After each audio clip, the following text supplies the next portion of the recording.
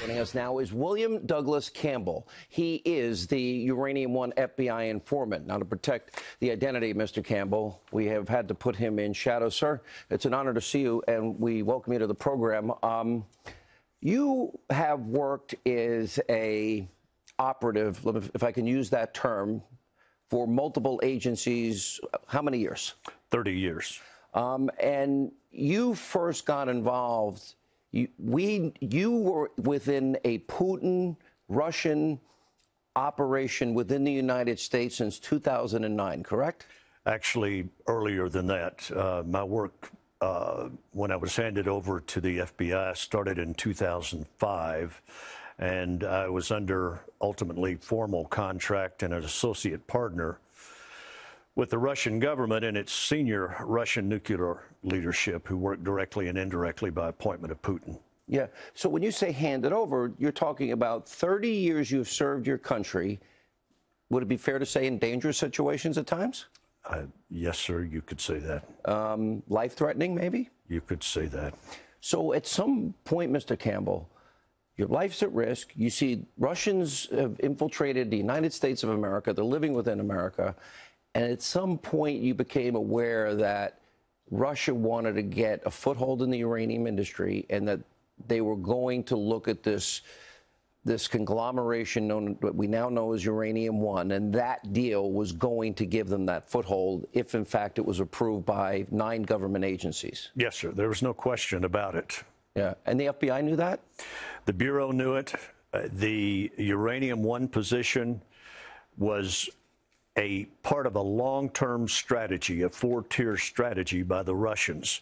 Did these Russian criminals, Putin operatives, when Hillary was Secretary of State, Barack Obama's the president, and again, you're there when they first get into office, did they express any specific Clinton strategy, how to get her on board, or did they express any Obama strategy?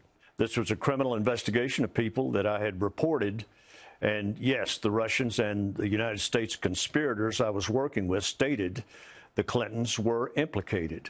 But that was not the focus of what I was doing. And I did not believe until Uranium One approval actually happened that the indications from these Russians were solid about the Clintons influencing that decision.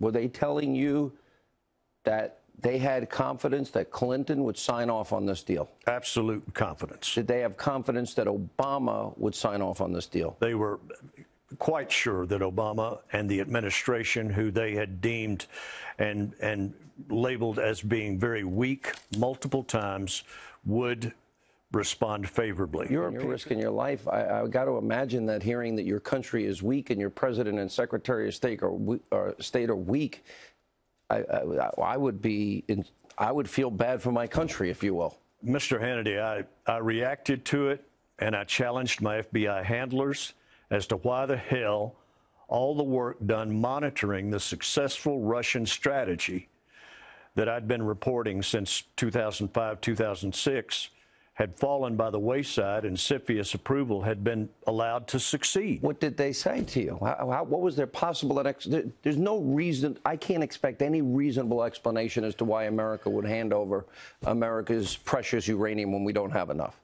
The agents that were senior agents that have families, I might add, that were accountable to, at that time, Robert Mueller, who was the FBI director, who was overseeing my entire operation, looked at me and conveyed to me frustration and said, "Ask your politics."